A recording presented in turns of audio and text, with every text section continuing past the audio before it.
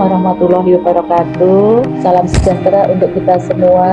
Salam jumpa dengan saya, Nini Jatmiko. Kesempatan ini saya ingin berbagi mengenai masalah kesurupan massal yang telah terjadi sekitar bulan Juli yang lalu di Sekolah Indonesia Davao. Saat itu saya menyaksikan dan melihat apa yang terjadi dengan anak-anak yang mengalami kesurupan. Perlu diketahui bahwa Sekolah Indonesia Davao ini berada di Davao City, Mindanao Selatan, di negara Filipina, dan anak-anak yang sekolah di Sekolah Indonesia Davao ini adalah anak-anak keturunan WNI. Mereka itu biasanya keturunan keempat atau kelima, begitu kita sebut PIDs, Persons of Indonesian Descent. Jadi mereka sekolah di Sekolah Indonesia Davao City secara gratis. Mereka tinggal di asrama dan mendapatkan pelajaran seperti halnya pelajaran di Indonesia. Kenapa mereka tertarik sekolah di Sekolah Indonesia? Karena mereka masih mengaku, meskipun mereka sudah 4 atau 5 generasi yang masih mengaku sebagai warga negara Indonesia, masih merasa sebagai orang Indonesia, bahkan mereka itu mempunyai istilah gitu ya, darah saya adalah darah Indonesia, dimanapun saya berada, saya adalah orang Indonesia, begitu.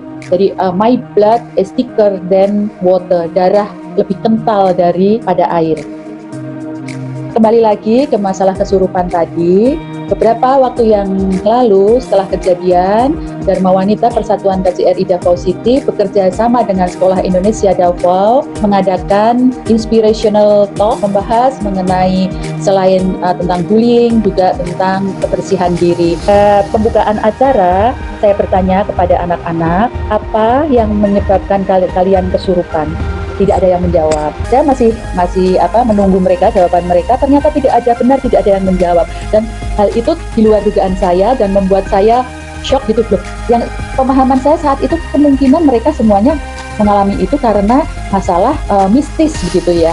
Ternyata tidak ada yang menjawab. Kemudian saya tanyakan kepada mereka, beberapa anak menjawab karena halusinasi, karena stres, karena dia memikirkan hal-hal yang serem-serem ya, mungkin hal-hal yang berhubungan dengan jin atau setan seperti itu. Berdasarkan apa yang saya alami saat itu, jadi kami akan merubah persepsi, merubah pandangan kami mengenai masalah kesurupan yang terjadi di Sekolah Indonesia Davao ini. Dan pada kesempatan ini kami sangat bersyukur bisa berkonsultasi, bisa membahas masalah ini, ya masalah kesurupan di luar mistis ya, bersama Bapak Dr. Muhammad Hamid Wijaya, seorang psikolog dan sekaligus dosen Fakultas Ekonomi Universitas Amikom Yogyakarta.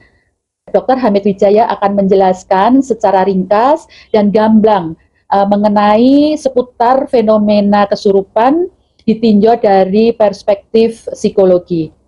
Terima kasih dan selamat menyaksikan.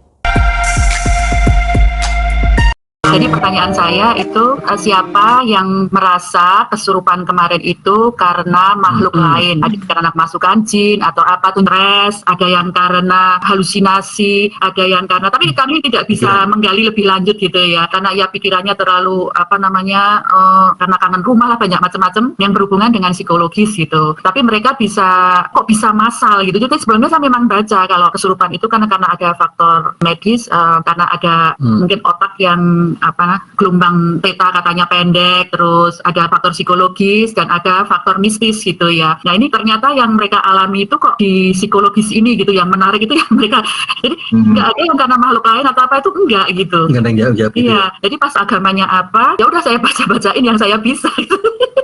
Bisa sadar. Iya. Terus begitu dia sadar, ya sudah saya serahkan, sebut Tuhan kamu. Jadi saya masih mikirnya juga ke sana gitu. Terus saya pegang dada kirinya, saya bacain Al-Fatihah. Iya, betul. Spontan aja gitu melihat seperti itu. Nah, dia sadar, terus kayak menggeliat, kayak kecapean, menggeliat agak lemes gitu. Terus baru kita kasih minum, kita suruh sebut Tuhan kamu.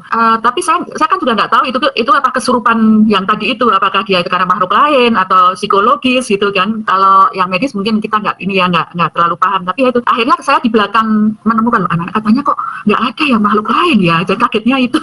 Iya, paham. Nah, jadi gini, kalau sepemahaman saya, Nah, pendekatan kesurupan itu ada dari beberapa sisi. Kalau dari sisi agama atau budaya, memang ada makhluk lain yang masuk karena kondisi badan, kondisi kejiwaan sedang kosong atau sedang lemah. Kalau dari sisi psikologi, ini sebetulnya begini. Kalau dalam aliran psikoanalis itu manusia itu di bawah ketidaksadaran lebih tinggi. Kita 24 jam ini, yang sadar aja tidur 8 jam. Tapi kemudian 16 jam sendiri, belum tentu kita sadar 100%. Sholat aja karena kita nggak sadar sampai ini rakaat keberapa, membaca ayat apa, kan gitu sebetulnya. Jadi ketidaksadaran itu mendominasi kita. Nah, itu yang disepakati orang psikologi, ketidaksadaran mendominasi kita.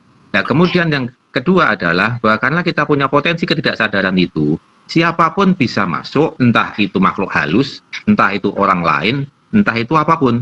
Kalau orang lain namanya sugesti, kan gitu. Ketika dia kosong, disugesti bisa sampai suruh nyalakan ATM dan sebagainya, begitu kan sebetulnya. Itu penjelasan ilmiahnya bahwa satu manusia itu, penjelasan umumnya adalah bahwa manusia dikuasai ketidaksadaran itu hampir setengah dari hidupnya. Sehingga fenomena ketidaksadaran ini dimanfaatkan oleh orang lain untuk, ya bisa untuk baik, untuk buruk, atau bisa dimasuki oleh, kalau dari sisi agama, sisi klinik, sisi mistis, dimasuki oleh makhluk lain. Makanya dengan gitu, maka bagaimana kita harus sepanjang hidup kita sampai tidur pun kita harus sadar. Makanya tidur pun harus dimulai dengan doa dan sebagainya agar itu tetap posisi sadar sebetulnya. Jadi saya punya contoh dosen saya zaman dulu, saya selalu ingat sekali ini, dan ini saya ceritakan ke banyak orang. Dia punya anak kecil gitu, rebutan sepeda 5 tahun sampai dan 8 tahun, dua itu rebutan sepeda. Kemudian dia mencoba mempraktekkan ini agar masnya yang 8 tahun itu ngalah. Ketika masnya tidur itu dijak ngomong, "Mas, kamu ngalah sama adikmu ya, sepedanya kasihkan adikmu," gitu. Terus menerus ternyata itu akhirnya ketika masnya bangun itu suatu saat itu, iyalah nanti adik ini tak kasih sepeda gitu. Jadi orang tidur pun bisa dijak ngomong, dimasukin fenomena seperti itu. Nah, jadi yang ketiga adalah bahwa dengan kondisi gitu, maka bagaimana agar mempersempit ruang bahwa kita tetap sadar terus itu. Makanya kalau kita orang Islam sepanjang jalan wiritan ya kan gitu, agar tetap ingat itu. Yang keempat selanjutnya adalah kenapa orang jadi tidak dikuasai oleh ketidaksadaran yang demikian tinggi? Karena ketika dia punya problem, ketika dia punya masalah, ketika dia stres, ketika dia ditekan dan sebagainya oleh lingkungan dan sebagainya, itulah yang menyebabkan akhirnya dia ngelangut. Ini ketika kesadarannya tuh hilang, yang timbul adalah halusinasi. Ngolor-ngolor terus gitu-gitu. Nah, itu bisa jadi kenapa? Karena sebagian dari kita itu jarang, apalagi kalau anak-anak, jarang bisa mengungkapkan keinginannya. Dari sisi sekolah itu yang dari atas dipres dengan mungkin metode kurikulum macam-macam, dikira kalau anak diem itu bahwa dia bisa menerima, dia tahan. Ketahanan anak itu beda-beda kan. Kataran A, B, C itu beda-beda. Jadi ketika dia sedang kosong, ngalamun dan sebagainya, ya makanya ya bisa dimasuki oleh faktor lain. Bisa juga, yang kedua adalah keinginan dia, penolakan dia dikeluarkan ketika saat itu. Jadi mungkin ada jin masuk, mungkin bisa. Tapi yang kedua adalah bahwa keinginan, penolakan dan sebagainya yang tidak bisa diucapkan ketika dia sadar, itu keluar gitu. Itu yang terjadi. Nah, kalau sudah kondisi gitu, penangannya gimana agar tidak lagi kan, tidak timbul lagi. Maka otak itu harus dirilekkan, diajak seneng otak itu sebetulnya. Jadi misalnya ya mungkin ada diskusi dari satu kepada kelas, pada guru, apa sih kurikulum yang menurut Anda itu memberatkan anak. Nanti dalam situasi normal, healing lah, situasi normal anak tidak ngomong, sebetulnya yang memberatkan kamu sekolah ini apa sih gitu. Itu kurikulum dicek ulang. Yang memberatkan didiskusikan. Jadi terkadang kan ya kurikulum Indonesia ini kan penuh dengan materi macam-macam. Nah, kalau lihat Hans isinya kan cuma main aja, jalan aja, kan begitu, beda kan gitu. Mungkin kurikulum Indonesia begitu, tapi anak nggak bisa menolak. Sehingga ketika itu dia ngelanggut, itu PR belum dikerjakan, masih ada tugas lagi, masih kangen sama orang tua, tumbuh undung, akhirnya ketidaksadaran dia yang menguasai. Akhirnya dampaknya bisa dimasuki makhluk lain, bisa juga keinginan dia yang tersembunyi itu dikeluarkan pada saat itu, karena dengan kondisi itu kan seakan-akan dia nggak malu, nggak etika dan sebagainya, itu terbebas dari itu. Menurut saya ketika ada kondisi normal itu dulu diskusi sendiri, anak-anak dia diskusi sendiri, kemudian nanti suatu saat dikumpulkan terus piknik bareng kemana sambil gitu, dan juga mata kuliah yang memberatkan dibikin bermain gitu sebetulnya, dibikin bermain gitu. Jadi dengan kondisi itu maka pikiran dia tenang, tidak sepaneng, tidak merasa stres, dihukum dan sebagainya. Apalagi saya lihat kalau secara anak-anak itu kan dalam satu-satunya pilihan mereka untuk punya masa depan mungkin di sekolah ini. Iya, betul. Itu kan satunya pilihan untuk masa depan, sehingga beban itu berat sekali bagi dia, merasa takut gagal, merasa takut ini nanti kalau balik dia gagal dan sebagainya, mikir nanti orang tua saya marah dan sebagainya, dengan dituntut oleh kurikulum ujian dan sebagainya, nggak ada tempat untuk mengadu. maka di kelas di sekolah itu sebaiknya setiap saat ada semacam konseling, tapi dengan guyon-guyon aja, konseling, didatangkan pendongeng, didatangkan pelawak, stand up komedi, biar mereka pikirannya itu rileks gitu. Nah kemudian kalau ya, kenapa kesurupan bisa berjamaah? Ya karena frekuensinya sama, ya sudah ngajak yang lain kan gitu. Frekuensinya sama, itu. Oke. Ya. Seperti kita ikut ini Pak, pernah ikut ESQ kan? ESQ Argenan dari zaman dulu itu, ketika masuk kelas ruangan terus ada orang jerit gitu, wah akhirnya yang lain ikut jerit gitu loh. Ya saya karena psikolog saya begitu tahu loh, males saya ikut dari pertama kedua udah tahu mungkin gini, tapi yang lain gitu ikut jerit, ikut gitu kan, gitu kan. Ya, jadi itu untuk sementara. Mau apa yang ditanya lagi? Baik ya, terima kasih ini pencerahannya Pak Hamid. Jadi kurang lebihnya sih secara basicnya punya kepemahaman yang sama, tetapi dengan dijelaskan oleh Pak Hamid tadi secara ilmiah, jadi kita jadi mantap bahwa solusi yang sudah kita ambil ya selama ini memang betul adanya. Karena saya takutnya ada faktor lain yang memang kita terlewat gitu loh. Kita memang selama ini menganggap ya pokoknya kita bikin happy lah, jangan sampai stres, itu aja kepada mereka. Jadi mereka juga mulai semakin kita bawa ke pokoknya yang penting ada kegiatan gitu. Jangan sampai mereka itu kosong, mereka itu nganggur. Ya itu, dan ini Pak Hamid, betul apa yang dikatakan Pak Hamid tadi. Mereka itu yang dimulai dari anak baru Pak Hamid. Jadi kebetulan ini kan tahun ajaran baru. Ini dimulai dari anak baru yang baru masuk gitu ya, mungkin mereka kan jauh dari orang tua, stres, mungkin di sana juga punya masalah dan sebagainya, dan anak-anak ini kan memang jauh dari orang tua gitu ya Pak ya, mereka cuti di asrama begitu. Jadi betul dari tekanan-tekanan itu yang di bawah sadar, yang mereka tidak yang tadinya mereka ya tidak rasakan mungkin gitu ya, tidak berani terbuka dan sebagainya. Dan itu fenomena kesurupan massal ini Pak Hamid itu di tahun-tahun sebelum pandemi itu memang sering terjadi, di tahun ajaran yang pernah terjadi dan beberapa kali ya kalau nggak salah, itu di tahun ajaran baru gitu. Selalu di ajaran ya, jadi anak baru yang datang gitu kan ya. Ya jadi itu intinya ya, ketika dia kondisi dikuasai ketidaksadaran dia, yang masuk siapapun bisa gitu.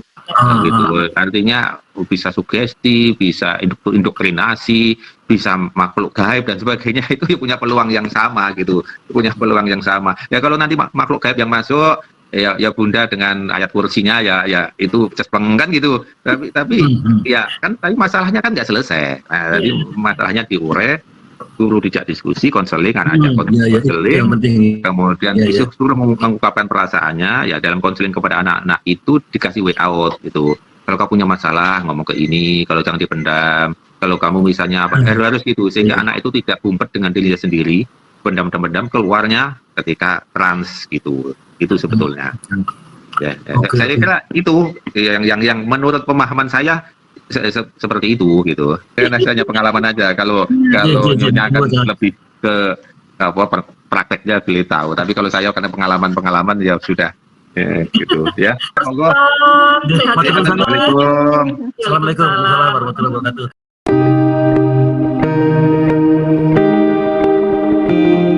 Baiklah pemirsa, pada perbincangan singkat tadi antara lain dapat kami simpulkan bahwa pada dasarnya manusia itu harus selalu menjaga kesadaran untuk atau menjauhkan dari hal-hal yang tidak diinginkan, terutama dalam hal pemikiran atau situasi psikologis. Sering sekali kita manusia ketidaksadaran ini mendominasi hidup kita, sehingga dalam banyak hal karena tidak sadar kita gampang dipengaruhi oleh faktor ataupun unsur-unsur yang lain. Yang kedua adalah kesurupan bisa terjadi karena kondisi kesadaran kita terganggu ataupun dalam keadaan ketidaksadaran. Jadi kesurupan terjadi karena adanya unsur-unsur yang bisa masuk karena kesadaran kita rendah ataupun terganggu. Dan kemudian yang ketiga adalah kenapa kesurupan bisa terjadi secara berjamaah, secara kolektif, karena para korban kesurupan mempunyai frekuensi